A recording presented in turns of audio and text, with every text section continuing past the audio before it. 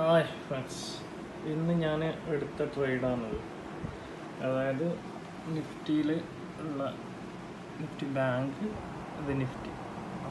ഇത് നിഫ്റ്റിയിലെടുത്ത ട്രേഡ്. ഇത് എന്ത് വെച്ചെങ്കിൽ ഇന്ന് 21,600 21,700 ഇന്ന് എക്സ്പയറി ആണ്. അപ്പോൾ അതുകൊണ്ട് എടുത്ത ട്രേഡാണ്. 2 സെല്ല് ചെയ്തിട്ട് വെച്ചു. പേപ്പർ ട്രേഡാണ്. ഓക്കെ, ഇതിൽ ഇപ്പോൾ ട്രേഡ് നടന്നുകൊണ്ടിരിക്കുന്നുണ്ട്. നിഫ്റ്റി 21,900 സിയും 21,600 പിയും 2 സെല്ല് ചെയ്ത് വെച്ചു. അത് എടുക്കാൻ കാരണം എന്ന് വെച്ചെങ്കിൽ ഇത് ബാങ്ക് നിഫ്റ്റിയാണ് കേട്ടോ. നിഫ്റ്റി അല്ല നമുക്ക് വേണ്ടത് നിഫ്റ്റി. നമുക്ക് വേണ്ടത് നിഫ്റ്റി ഇവിടെ കിടക്കുന്നുള്ളത് 21,600 പുട്ട് റൈറ്റേഴ്സ് സെല്ല് ചെയ്ത് വെച്ചിരിക്കുകയാണ്. അതുപോലെ 21,700 ഹോൾ സൈഡ് അത് കണ്ടോ, ഗ്രീന്, ഈ 2 ഭാഗത്തും സെല്ല് ചെയ്തിട്ട് വെച്ചു. അപ്പോൾ ഇതിൻ്റെ ഇടയിലായിരിക്കും ഇന്ന് മാർക്കറ്റ് എക്സ്പയറി ആവും. ഓക്കെ, പിന്നെ ബാങ്ക് നിഫ്റ്റി എടുത്തിരുന്ന ബാങ്ക് നിഫ്റ്റി ഇപ്പോൾ ലൈവ് ട്രേഡ് നടക്കുന്നുണ്ട്. പ്രോഫിറ്റ് ബുക്ക് ചെയ്തില്ല. അതായത് 47,500 ഒരു 21,000 വരെ പ്രോഫിറ്റ് വന്നെയാണ്.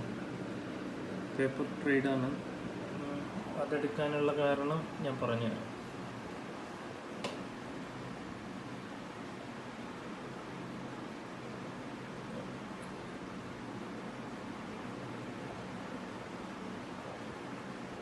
ഇത് bank നിഫ്റ്റിയാണ്. Bank Nifty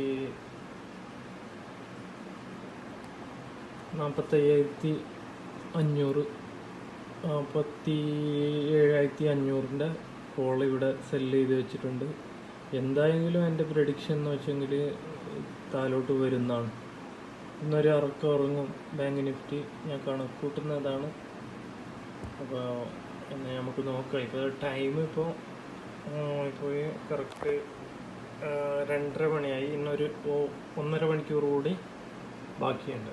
okay, finally ഞാൻ വിചാരിച്ച പോലെ തന്നെ മാർക്കറ്റ് ക്ലോസ് ചെയ്ത്. കാരണം എന്ന് വെച്ചെങ്കിൽ അത് ഇവിടെ കണ്ടെങ്കിൽ മനസ്സിലാവും.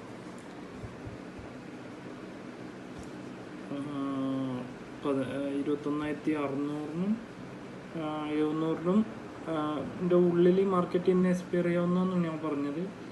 അത് ഓൾമോസ്റ്റ് 0 ആയി കഴിഞ്ഞ്. പിന്നെ ബാങ്ക് നിഫ്റ്റി 47,500 പി ബൈ ചെയ്ത് വെച്ചിരുന്നു. 47,500 എന്തെന്ന് വെച്ചാൽ അവിടെ കോൾ റേറ്റേഴ്സ് സ്ട്രോങ് ആയിട്ട് ഫോം ചെയ്തിട്ടുണ്ടായിരുന്നു. ഇത് പേപ്പർ ട്രേഡ് ആയതുകൊണ്ട് മാത്രം ഞാൻ പ്രോഫിറ്റ് ബുക്ക് ചെയ്തില്ല. ഈ ബാങ്ക് നിഫ്റ്റിയിൽ എനിക്ക് ഏകദേശം 25,000 വരെ പ്രോഫിറ്റ് വന്നതാണ്. അതായത് 150 ക്വാണ്ടിറ്റിയിൽ ഇൻവെസ്റ്റഡ് 47,992. അപ്പോൾ എനിക്കൊരു 25,000 വരെ പ്രോഫിറ്റ് വന്നു. ഞാൻ ബുക്ക് ചെയ്തില്ല. ബുക്ക് ചെയ്തിട്ട് കാര്യമില്ല. ഇത് പേപ്പർ ട്രേഡ് ആയതുകൊണ്ട് ഒന്ന് ഹോൾഡ് ചെയ്ത് വെച്ചു. ഓക്കെ, അപ്പോൾ ഇത്രയേ ഉള്ളൂ.